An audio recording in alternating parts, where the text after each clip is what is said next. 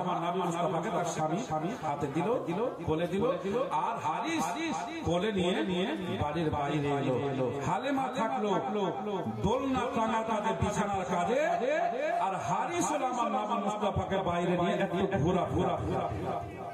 এই দেখেন বাবা, হালেমা যেন বাবা দোলনাটা টেনে দিল, বিছানা লাগাচ্ছে, এখন দোলনা টাঙা কমপ্লিট হয় নাই, বিছানা লাগা কমপ্লিট হয় নাই। এইদিকে হারিস যেন বাবা আমার নবী মুস্তাফা সাল্লাল্লাহু তাআলা আলাইহি ওয়াসাল্লামকে নিয়ে একটু বাড়ির বাইরে গেছে বাবা। আর আমার নবী মুস্তাফা সাল্লাল্লাহু তাআলা আলাইহি ওয়াসাল্লাম যেন বাবা একটা শুকনো গাছের দিকে তাকালো, আর যেমন শুকনো গাছের দিকে তাকা, ওই শুকনো গাছে বাবা পাতা গজিয়ে গেল। শুকনো গাছে পাতা গজিয়ে গেল, আর আমার নবী মুস্তাফা সাল্লাল্লাহু তাআলা আলাইহি ওয়াসাল্লাম জানো বাবা দুধ আব্বার কোলে আছে, হারিসের কোলে আছে। আমার নবী মুস্তাফা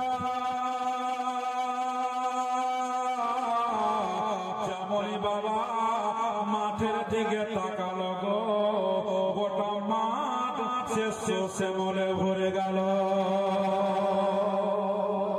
যেই মাঠে সবুজ রঙের ঘাস দেখতে পাওয়া যেত না, ফসল ছিল না, সেই মাঠে আমার নবী মুস্তাফা যেমনই দেখলে গোটা মাঠ শ্যামলে ভরে গেল, সবুজ হয়ে গেল।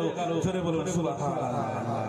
এই দৃশ্য দেখে হারিস চলে আসলো হালেমার কাছে, বলছে হালেমা, বলে কি হলো গো? বলে ছেলে একটা কথা বলার জন্য আসলাম রে হালেমা।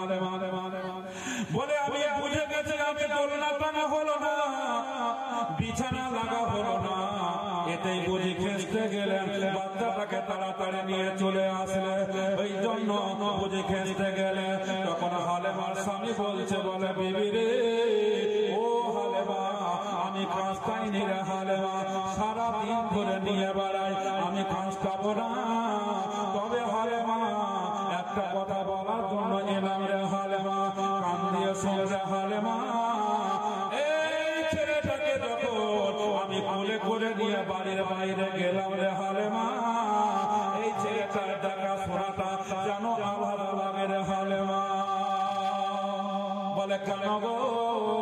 বলে হালেমা রে হালেমা, এই ছেলেটাকে নিয়ে আমি যখন বাড়ির বাইরে গেলাম, ছেলেটা না একটা শুকনো গাছের দিকে তাকালো, আর যেমনই তাকা ওই গাছেতে সবারে কচি পাতা গজিয়ে গেল। শুকনো গাছে পাতা গজিয়ে গেল হালেমা। এবার ডাক্তার বলছে হালেমা, শুধু এই ছেলেটা মাঠের দিকে তাকালো, গোটা মাঠটা যেন শেষে বলে ভরে গেল রে হালেমা।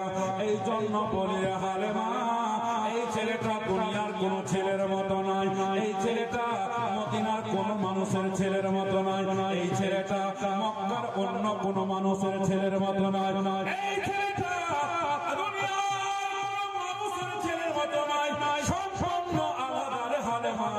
কারণ ছেলেটা চলাফেরা দেখাশোনা সম্পূর্ণই আমাকে লাগে আলাদা। বাবা দোলনাটা টেনে দেওয়া হলো। এবার হালেমা বলছে স্বামীকে, বলে স্বামী গো, আমারও একটা কথা আছে, আজকে আপনি দেখে বুঝতে পেরেছে, আর আমি মক্কাতে বুঝতে পেরে গেছি। বলে মক্কাতে বুঝতে পারলি তো আমাকে কেন বললি না? বলে স্বামী গো, আমার এমন একটা গুপ্ত কথা আছে, এই কথাটা শাশুড়িকে বলা যাবে না, ননদকে বলা যাবে না, যাকে বলা যাবে না, পড়োশিতে কাউকে বলা যাবে না, এমনকি নিজের বোনকেও বলা যাবে না, নিজের মাকেও বলা যাবে না। এমন একটা গুপ্ত কথা আছে স্বামী গো। বলে কি গুপ্ত কথা আছে রে হালেমা? সেই কথাটা তোর স্বামী ছাড়া অন্য কাউকে বলা যাবে না, শাশুড়িকে বলা যাবে না, ননদকে বলা যাবে না, আর কেউ বলা যাবে না, এমনকি নিজের মাকেও বলা যাবে না। এমন কোন গুপ্ত কথা আছে রে হালেমা, আমাকে একটু তাড়াতাড়ি করে বল। হালেমা বলো স্বামী গো, গুপ্ত কথা হলো এইটা, আমার যেন দুইটা স্থানের মধ্যে একটা স্থান দিয়ে দুধ বের হতো, একটা স্থান দিয়ে দুধ বের হতো না, একটা স্থান দিয়ে দুধ বের হতো না, আর একটা স্থানে দুধ পান করিয়ে করিয়ে বাচ্চা কাচ্চা মানুষ করেছি, পেট ভরে না। কিন্তু ছেলেটাকে যখন থেকে আমি নিজের স্থানে লাগিয়েছি, আমার বন্ধ হওয়া স্থান থেকে আমার দুধ চালু হইয়া গেছে।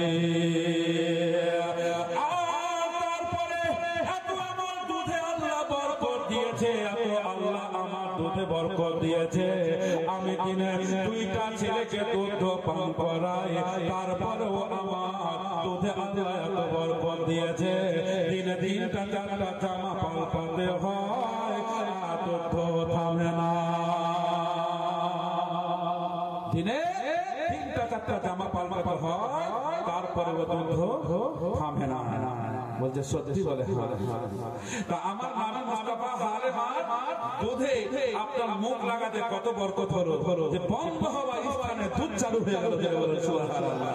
তাহলে এই নবী তুলনা করা যাবে? যাবে না। কেউ যদি বলে নবী আমাদের মতো মানুষ ছিল, কথাটা ঠিক হবে না। তো তুই যদি বলে যে নবী আমার মতো মানুষ ছিল, তো নবী বন্ধ স্থানে মুখ দিয়েছে, দুধ চালু হয়েছে। সুবহানাল্লাহ। বেরাদের ইসলাম মুআজ্জাজ ইসলামের ক্ষমতা নাই, পারবে না। এবার দেখেন বাবা, দোলনাটা টাঙা হলো, আর আমার নবী মুস্তাফাকে দোলনাতে শুইয়ে দেওয়া হলো। বেরাদের ইসলাম দোলনাতে শুইয়ে দেওয়া হলো। তাই বলছে ঝুলে ঝুলে প্যারে মোহাম্মদ, নূর কে ঝুলে মে ঝুলে, ঝুলে ঝুলে প্যারে মোহাম্মদ, নূর কে ঝুলে মে ঝুলে।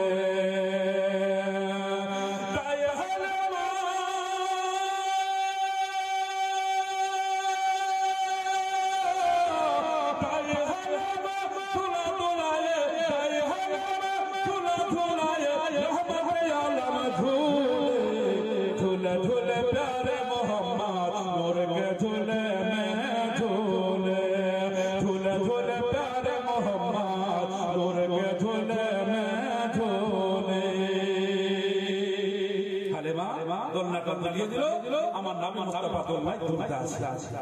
এবার দেখেন বেরাদের ইসলাম মুআজ্জাজ ইসলামের কিরাম, এবার হালেমা যে কাজ ছিল, যে ওদের একটা কাজ ছিল মেষ পালন করা, ছাগল চড়া। তো বেরাদের হালেমা মাঠে ছাগল চড়াচ্ছে। সকালে যাচ্ছে, আমার নামে মুস্তাফাকে দোলনায় শুইয়ে দিচ্ছে, দুধ পান করিয়ে দিয়ে শুইয়ে দিয়ে দোলনা তুলিয়ে দিয়ে এবার ও চলে গেল ছাগল নিয়ে মাঠে। আসবে কখন? সূর্য ডুবু মাগরিবের টাইমটা হয়ে আসছে, এই সময়টাতে কিন্তু হালেমা ছাগল নিয়ে আসবে, মাঠে থেকে চড়িয়ে আসবে। তো বেরাদের এবার হালেমাকে দোলনাটা দুলিয়ে দিয়ে চলে গেল, সন্ধ্যাতে আসবে। তো সারাদিন পর্যন্ত দোলনাটা দুলবে? দোলনাটা কি সারাদিন দুলবে? দুলবে না। কিন্তু দোলনা থামবেও না। হালেমা একবার দুলিয়ে দিয়ে চলে গেল, আল্লাহ ফারিস্তা এবার দোলনাটা দুলাতে থাকলো। সুবহানাল্লাহ। বেরাদের ইসলাম মুআজ্জাজ ইসলামের কিরাম, এবার বাবা চলে গেল ছাগল চড়াতে। এইভাবে আসে যায়, এমনি করতে করতে 1 মাস বয়স আমার নামে মুস্তাফা হালেমার বাড়িতে হলো, মানে 2 মাস বয়স আমার নামে মুস্তাফা হয়ে গেল। এবার আমেনা ঘরে বসে বসে কাঁদছে, আল্লাহ একটাই হলো আমার আদরের কলেজার টুকরা, আদরের ফুল কলেজার টুকরা, তার দুনিয়াতে বাবা বেঁচে নাই। আজকে যদি তার বাবা বেঁচে থাকতো 1 মাস হলো, না হলে 2 বার যাওয়া হতো দেখতে। কিন্তু আমার ছেলে কি যে হালেমা নিয়ে গেছে তাইফ নগরে, 1 মাস হলো কেমন যে আছে, কি যে করছে। বেরাদের ইসলাম মুআজ্জাজ ইসলামের কিরাম, তো এইখানে আমি হালেমা বলছে না, আমেনা বলছে যে ছেলেটা কেমন আছে, খবরটা আমি কিভাবে নিব। বেরাদের ইসলাম আমেনা কাঁদতে কাঁদতে চলে গেল শ্বশুর আব্বার কাছে। যাওয়ার পরে বলছে আব্বা হুজুর, বলে কি হলো? বলছে আব্বা হুজুর, আপনার পোতা আমার বেটা, আজকে হালে হাদারি 1 মাস হয়ে গেল। আর যদি তোমার আপনার বেটা আমার স্বামী যদি বেঁচে থাকতো তাহলে বেটাকে না হলে 2 বার দেখতে যেত। দেখবেন আপনার যারা আপনার মিশনের নিজের ছেলে মেয়েকে রাখে সপ্তাহে 1 দিন করে দেখতে যায়, নাহলে মাসে 2 বার 15 দিন পরেও যায়, নাহলে 1 মাস পরেও দেখতে যায় কি যায় না? যে কি লাগবে না লাগবে সামান পাতি নিয়ে যায়, দিয়ে আসে দেখে আসে। তো বেরাদর ইসলাম হালে আমিনা বলছে আব্দুল মুত্তালিবকে যে হুজুর আমার ছেলেটা কেমন আছে যদি খবরটা এনে দিতেন তাহলে আমি খুব খুশি হতাম। আব্দুল মুত্তালিব রাদিয়াল্লাহু তাআলা আনহু বললেন, ওরে আমার বৌমা আমিনা, আমি জানি রে মা, জানি যেই মায়ের সন্তান দূরে থাকে আর দেখতে না পায় তার মনটা বড় আলোচনা করে রে হালে মা আমিনা। আমি জানি রে আমিনা, কিন্তু কিছু করার নাই। তবে একটা কথা বলে রে আমিনা, চিন্তার কোনো কারণ নাই, তোমার কষ্ট কবুল রে মা। তবে আমি যেইভাবে হোক না কেন আমার পোতা মুহাম্মদ সাল্লাল্লাহু তাআলা আলাইহি ওয়াসাল্লাম কেমন আছে হালেমার বাড়িতে এই খবরটা আমি তোরে এনে দেব রে হালেমা আমিনা।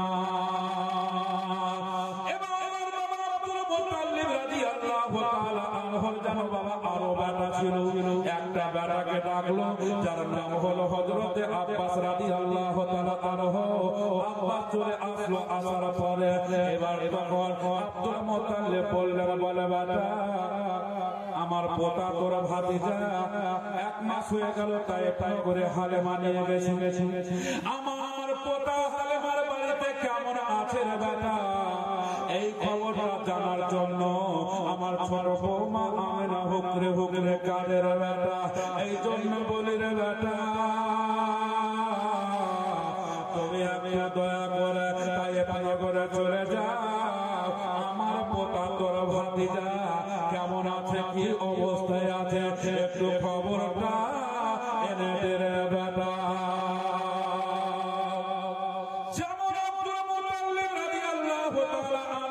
কথা বললেন, অমনি যেন বাবা আব্দুল মুত্তালিবের বেটা হারিস রাজি হয়ে গেল। বলে আব্বা গো আমি যাব বলেছেন তখন আমি যাব, 100 বার যাব, 1000 বার যাব, না আমি বলবো না। তবে আব্বা আমি যাব, আমাকে একটা তলোয়ার দিতে হবে। বলছে যাবি তো তলোয়ার কি করবি? মানুষের সাথে মারামারি কাটাকাটি করবি? আব্বাস বলল, আব্বা হুজুর তলোয়ার দিয়ে কাউকে মারবো না, কাটবো না, তবে কেউ যদি আগে আঘাত করে দেয় আমি হযরতে আব্বাস তার গর্দান আমি রাখবো না। তলোয়ারটা আমি এই জন্য আমি সঙ্গে করে নিয়ে যাব, কারণ তাইয়েফ নগরের মানুষেরা অত ভালো নয়, তাইয়েফ নগরের মানুষের ব্যবহার ভালো ছিল না।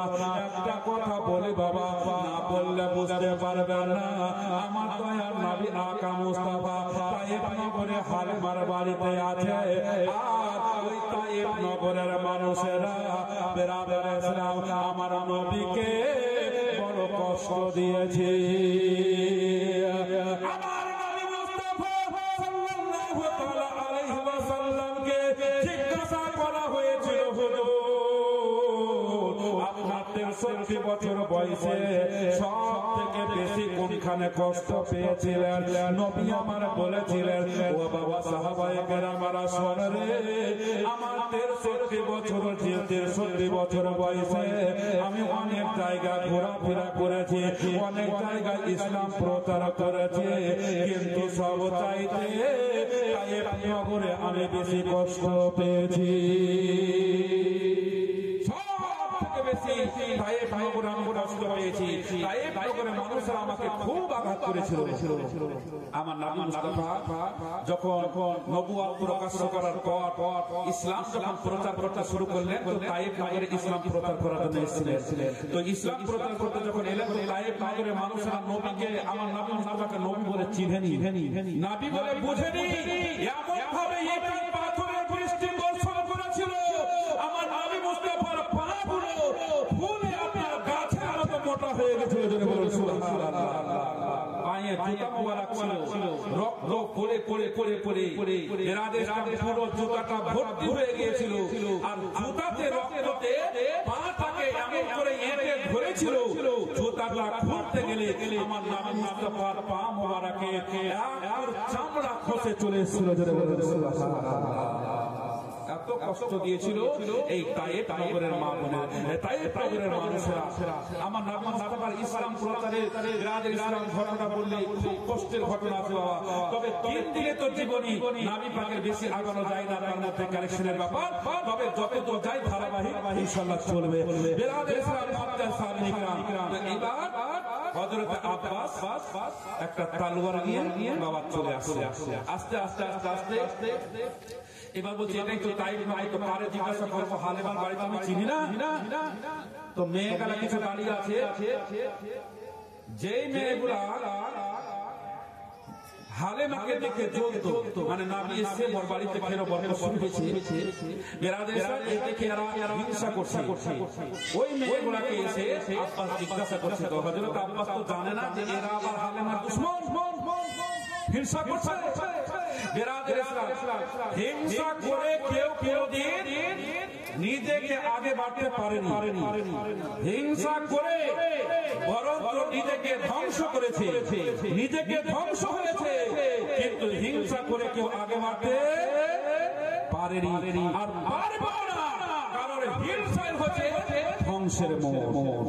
বেরাদের ইসলাম মুত্তাহিদ সাহাবায়ে কিরাম এবার জিজ্ঞাসা করলো যে এইখানে হালেমার বাড়ি কোনটা? বলছে ওই যে দেখেন তালা ঝুলছে, ওই বাড়িটাই হচ্ছে হালেমার বাড়ি।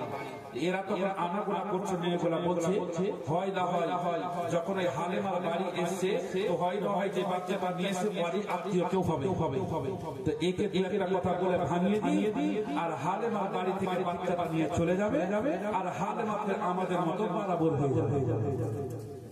এদের ছলনা দেখে। তো বেরাদের ইসলাম বলছে ওই যে দেখে যেটা বাড়িতে তালা ঝুলছে, ওই বাড়িটাই হলো হালেমার বাড়ি। বলে বাড়িতে নাই? বলছে বাড়িতে থাকে না, সকালে গেছে সন্ধ্যাতে আসবে। তখন আব্বাস বলছে সকালে গেছে সন্ধ্যায় আসবে, আমার ভাতিজাকে দুধ পান করাবে কে?